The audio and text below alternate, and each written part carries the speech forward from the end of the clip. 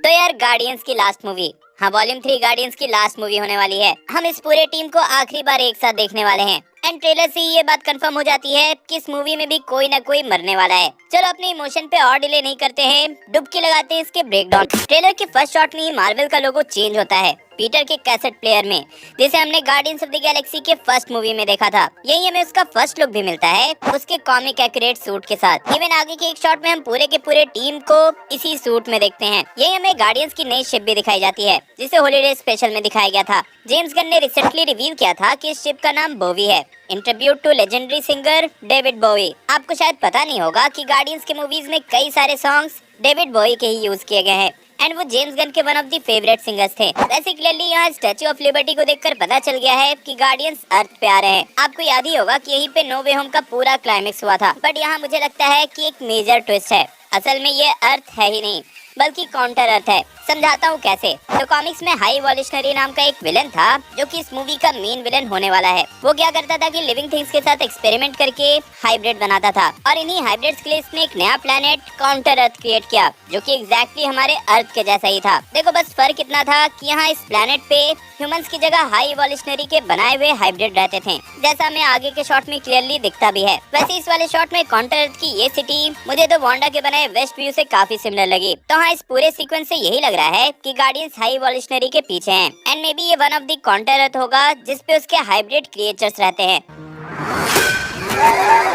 Come on, Drax. Seriously, dude? आगे हम mantis and star Lord को साथ में देखते हैं। वैसे फैंस को ऑलरेडी सालों से पता था कि दोनों भाई बहन हैं, बट हॉलीडे स्पेशल के बाद अब पीटर को भी पता है एंड ऑब्वियसली यहाँ पीटर गमोरा की याद में है। सिंस एंड गेम के बाद से ही वो उसको ढूंढ रहा है। यहीं पे मेरे हिसाब से सबसे इम्पोर्टेंट शॉट था जिससे कंफर्म होता है कि हमें रॉकेट रकून की ओरिजिन दिखाई जाएगी। आपको बता दूं कि हाई वॉल्यूशनरी ने ही एक रकून पे एक्सपेरिमेंट करके रॉकेट रकून का क्रिएशन किया था और इस कैरेक्टर की ओरिजिन को हमें फर्स्ट मूवी से ही टीज किया जा रहा है। I didn't have to be torn apart and put back together over and over and turned into some little monster. Even James Gunn ने इस मूवी को लेकर ये बोला था कि रॉकेट की स्टोरी लाइन कंप्लीट करने के लिए ही वो वॉल्यूम 3 बना रहे हैं और इसी से फैंस अज्यूम कर रहे हैं कि ये इस कैरेक्टर की लास्ट मूवी होगी जिसमें ये मर जाएगा। देन हम गार्डियंस को स्पेस सूट में स्पेस वॉक पर निकलते देखते हैं किसी अजीब से क्रिएचर के सामने। आगे के शॉट में हमें उस क्रिएचर का वाइड एंगल शॉट भी मिलता है जिसको देखकर क्लियरली लग रहा है कि भाई ये किसी तरह के लिविंग थिंग और टेक का कॉम्बिनेशन है, विच मीन्स किसको भी हाई वॉल्यूशनरी ने बनाया होगा। रेडिट पे कई फैंस ये डिस्कस कर रहे हैं कि ये हो सकता है कि एक पोर्टल हो काउंटर अर्थ पे पहुंचने का या फिर हाई वॉल्यूशनरी के सीक्रेट लैब या हेडक्वार्टर पे पहुंचने का। यही हमें एंड गेम के बाद फर्स्ट लुक मिलता है गमोरा का और इसके बाद कई लोग पूछने लगे कि यार गमोरा कैसे आ गई, वो तो मर गई थी। तो यार आपको याद ही होगा कि एंड गेम में थैनोस के साथ गमोरा भी आई थी एंड उसी के एक डिलीटेड सीन में रिवील हुआ था कि टोनी के स्नैप के बाद भी गमोरा सरवाइव कर गई थी। तो हाँ ये पास्ट से आई गमोरा है। यही हमें गार्डियंस का एक पूरा शॉट मिलता है जहाँ नेबुला पीटर को उठाई हुई है, किसी अटैक में वो घायल हो गया होगा। लेकिन कुछ इंपॉर्टेंट डिटेल्स यहाँ ये है कि ये लोकेशन नोवेयर है। रिसेंटली हॉलीडे स्पेशल में रिवील हुआ था कि गार्डियंस ने कलेक्टर से नोवेयर खरीद लिया है एंड यही अब उनका बेस है, हेडक्वार्टर है। हम इवन यहाँ कॉस्मिक द स्पेस डॉग को भी देखते हैं जो कि हमें फर्स्ट मूवी में कलेक्टर के कलेक्शन में दिखा था एंड रूमर्स की माने तो ये कैरेक्टर भी हाई वॉल्यूशनरी का ही क्रिएशन होगा। इसके बाद हमें फर्स्ट लुक मिलता है खुद हाई वॉल्यूशनरी का जो कि यहाँ भी किसी ह्यूमन के साथ एक्सपेरिमेंट कर रहा है। अब ऑलरेडी मैंने इस कैरेक्टर के बारे में बहुत कुछ बता दिया है। सिंपल में बस ये समझ लो कि एक ऐसा कैरेक्टर है जो कि लिविंग थिंग्स का हाइब्रिड बनाता है, उसको परफेक्ट बनाने की कोशिश करता है, जो कि ऑब्वियसली बहुत ही ज्यादा डिस्टर्बिंग बात है। यहीं पर आगे हम गार्डियंस को मोस्टली किसी तरह के प्रिजन में देखते हैं। मे बी हाई वॉल्यूशनरी ने इन्हें कैप्चर कर लिया होगा। देन है ये वाला शॉट जहाँ आप रॉकेट को घायल देखते हो। इवन उसके स्किन के नीचे से उसके मेटल से बने साइबरनेटिक्स पार्ट भी विजिबल हैं। एंड यार जैसा मैंने पहले बोला कि यार ये कैरेक्टर सबसे ज्यादा इंपॉर्टेंट होने वाला है क्योंकि मोस्टली हमें यहाँ रॉकेट की फुल जर्नी दिखाई जाएगी,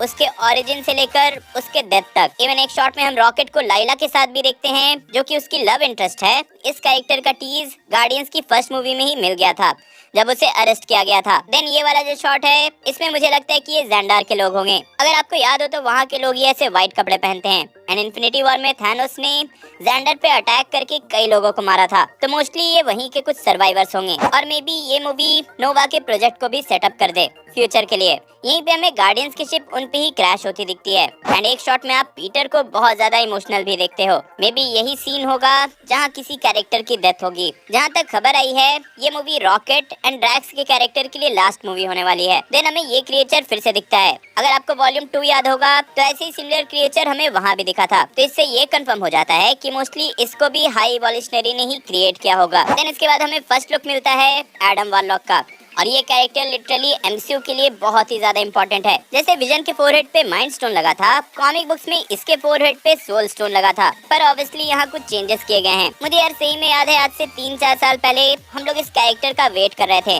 जब से इसे वॉल्यूम 2 में टीज किया गया था एंड जब से थैनोस सोल स्टोन ढूंढ रहा था सभी को लग रहा था कि एडम वार्लॉक के पास ये स्टोन होने वाला है। जस्ट इमेजिन कि उस टाइम थैनोस इसके फोरहेड से सोल स्टोन निकालता, क्योंकि कॉमिक्स में ऐसा विजन के साथ नहीं बल्कि एडम वार्लॉक के साथ ही हुआ था। पर हाँ, एमसीयू में इस कैरेक्टर के साथ कुछ मेजर चेंजेस किए गए हैं। बस इतना समझ लो कि ये कैरेक्टर फ्यूचर के लिए बहुत ही ज्यादा इंपॉर्टेंट है। फिर हमें पूरे गार्डियंस के टीम का एक प्रॉपर लुक मिलता है, साथ ही मार्वल का पॉपुलर सर्कुलर मूवमेंट वाला शॉट। ऐसा ही शॉट हमें पहले एवेंजर्स की मूवी में दिखाया गया था, उसके बाद गार्डियंस के साथ भी ऐसा किया गया, देन इन्फिनिटी वॉर में भी इसका यूज हुआ और फिर से हमें ये आइकॉनिक कैमरा मूवमेंट देखने को मिलेगा। And in the end as always हमें एक फनी शॉट के साथ ट्रेलर का एंडिंग मिलता है। Kill one guy, one stupid guy who no one loves. लेकिन एक इम्पोर्टेंट डिटेल यहाँ भी है जो कि कई लोगों ने मिस कर दिया होगा। यहाँ एंडिंग में सिल्वेस्टर स्टैलोन का भी नाम है, मतलब उनका कैरेक्टर भी यहाँ हमें रिटर्न करते हुए दिखेगा। क्यों तुमने ये डिटेल मिस कर दिया था ना? ओवरऑल ये ट्रेलर मूवी का पूरा वाइब क्लियर कर देता है कि हमें यहाँ थोड़ा फन मिलने वाला है लेकिन बहुत ज्यादा इमोशन भी।